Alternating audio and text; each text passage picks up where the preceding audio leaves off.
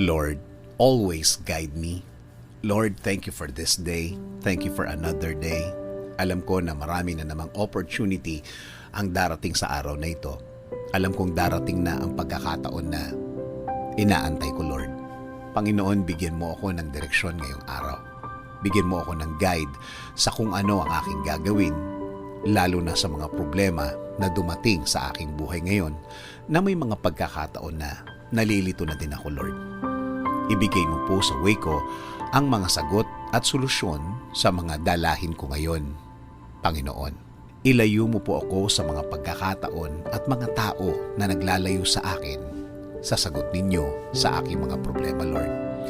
Ilagay niyo po ang mga tamang impluwensya sa aking araw-araw, Lord. Mga tamang tao na mag-i-inspire sa akin. Mas magbibigay ng mga paliwanag tungkol